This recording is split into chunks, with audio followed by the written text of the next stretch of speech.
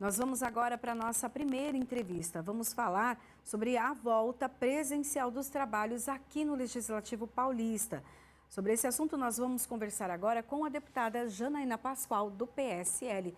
Bom dia, deputada. Seja bem-vinda aqui ao Jornal da Rede Alesp. Bom dia, cumprimento a todos, agradeço a possibilidade. Vamos, na verdade, seguir trabalhando, não é? Porque o fato de voltar ao presencial não significa voltar ao trabalho. O trabalho nunca parou. Exatamente. E, deputada, conta um pouquinho para a gente, então, agora da expectativa e a diferença, né, do trabalho, então, presencial. O que muda, já que, durante todo esse período, o parlamento não fechou e as atividades continuaram. O que vai mudar, então? Eu penso que vai ajudar muito pelo contato que no presencial nós temos com os colegas.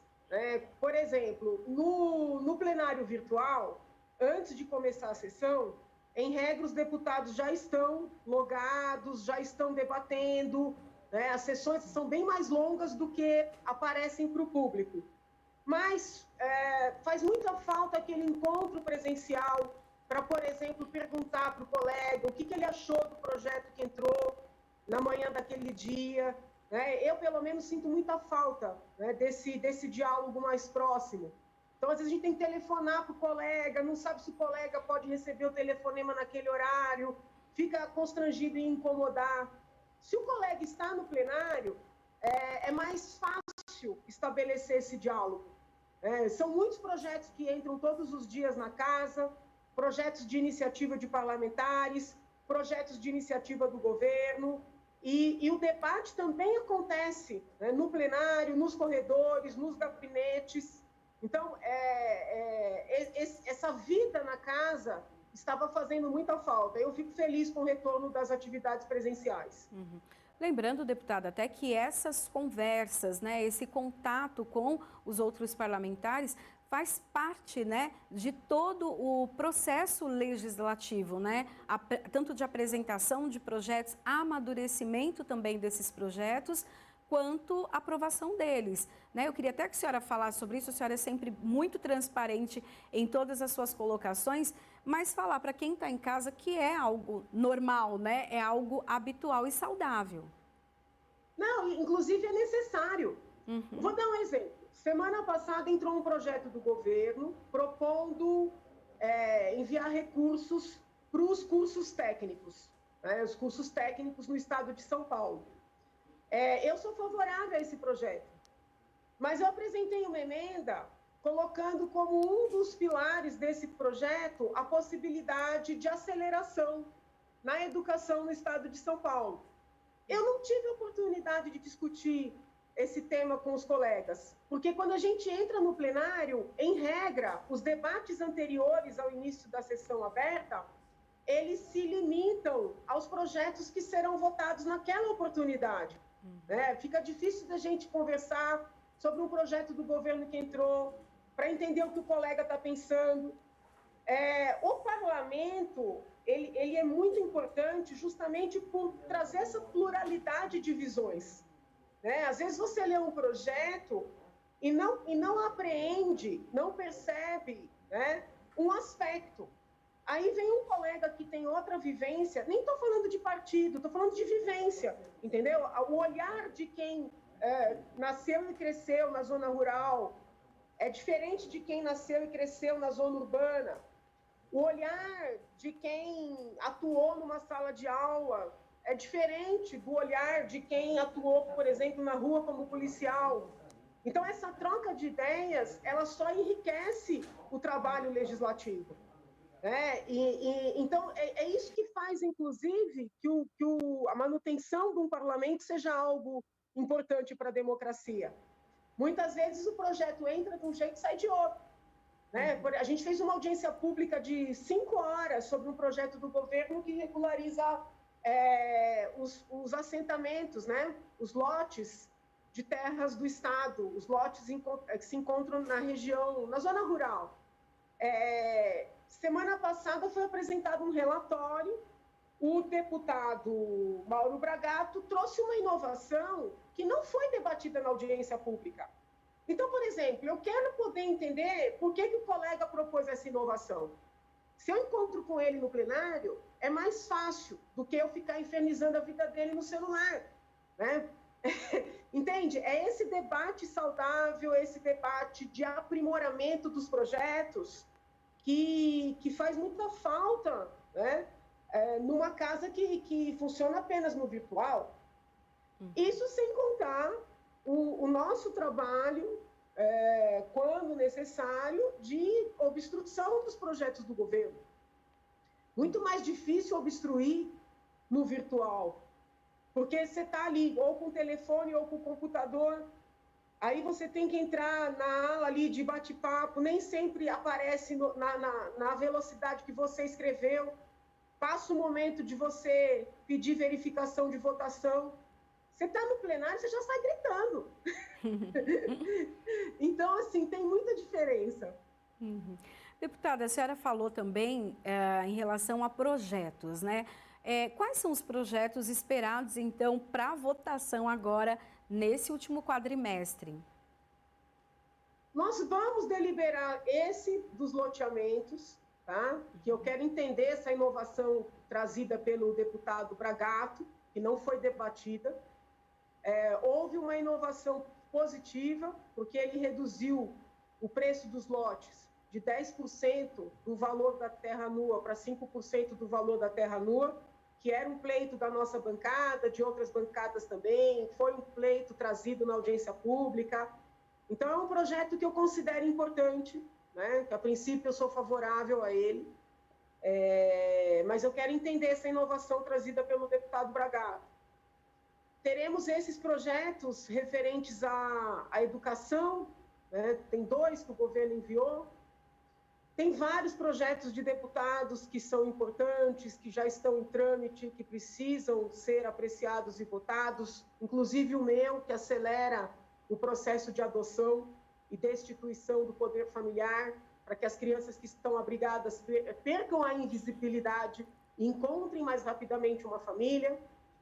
Tem um projeto muito complexo, né? O PLC 26, que está em trâmite na casa, um projeto do governo que eu considero muito ruim, um projeto em que, novamente, o governo juntou temas que são inconciliáveis e, por exemplo, está renovando cargos no Detran em prejuízo de pessoas que foram aprovadas em concursos perfeitos, né, concursos válidos.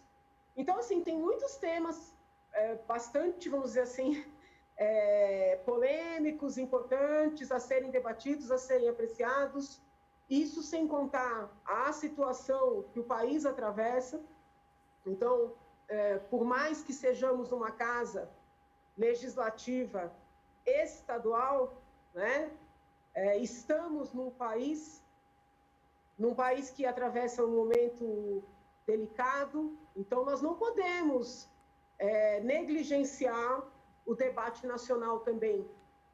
Nesta casa, há parlamentares com visões muito diversas sobre o cenário nacional, não vejo isso como algo ruim, mas entendo que é também, né, espaço para o bom debate, né, sobre a situação do país.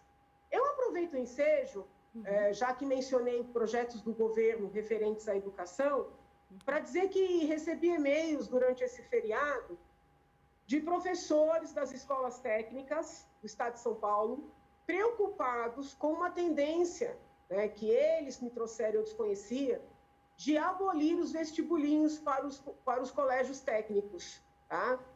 Disseram esses professores que durante a pandemia houve a seleção por meio de análise de currículos, o que foi importante nesse período. Porém, segundo esses professores, haveria uma tendência a abolir os vestibulinhos. Um professor em especial que me escreveu interpreta essa tendência como sendo prejudicial aos alunos mais carentes, porque os alunos com melhores condições poderiam se inscrever em várias escolas técnicas, apresentando seus currículos. Eu não sei, né, não sei dizer se na prática isso acontece assim, mas me parece que o vestibulinho é um termômetro importante para aferir capacidades, para, de maneira mais objetiva, avaliar quem tem melhores condições de aproveitar o curso.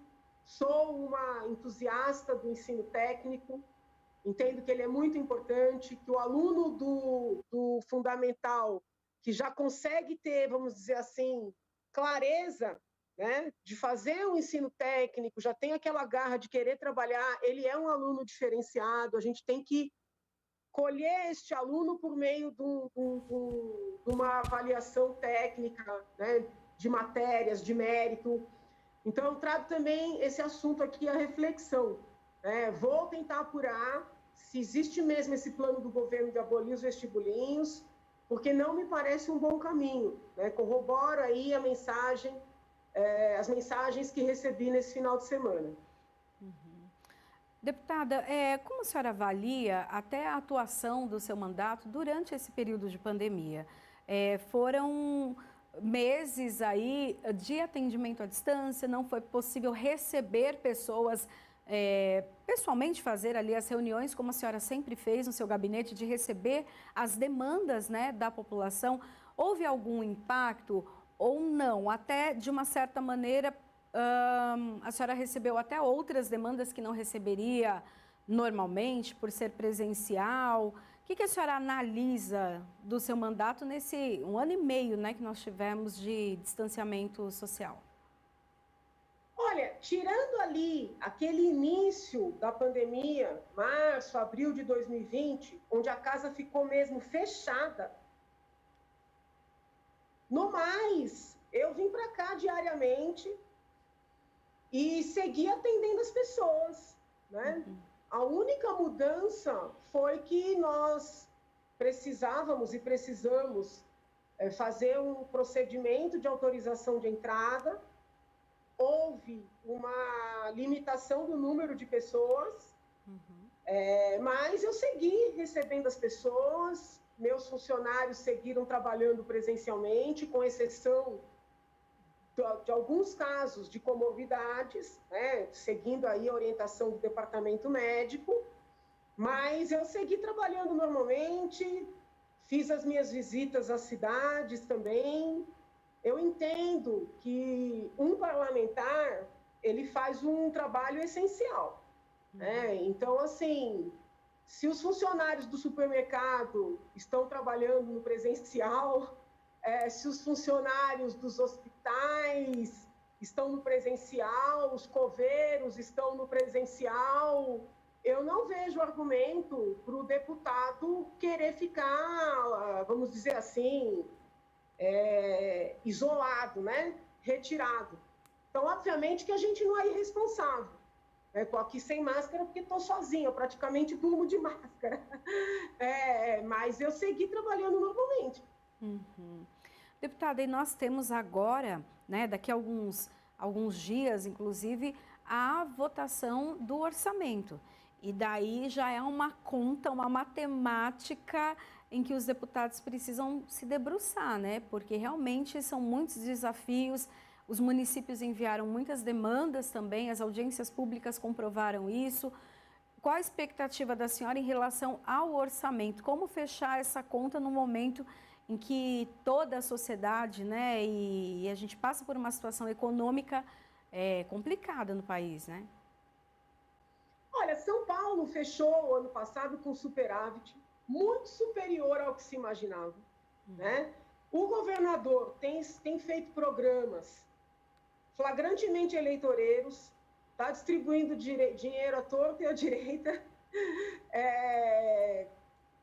Os programas que são bons a gente apoia, mas é flagrante que é eleitoral a movimentação. Eu espero que a lei orçamentária venha com zero para a publicidade, né? Zero. Eu tenho um projeto importante aqui na casa que objetiva proibir o uso de dinheiro público em publicidade. Da tradição do governador destinar milhões para publicidade. Eu obstruí no primeiro ano aqui do meu mandato, obstruí no segundo ano, votei contra também. Por quê? Porque eu não admito com tantas carências e tantas necessidades, gastar dinheiro em publicidade.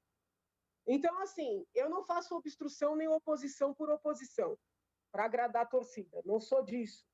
Mas se vierem, de novo, os mesmos milhões ou mais milhões, que ele costuma aumentar, para a publicidade, vou trabalhar contra a lei orçamentária.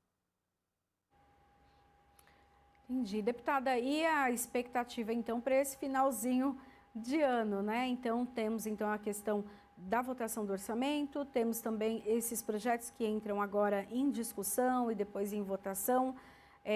Dá ainda para fazer muita coisa nos últimos meses do ano?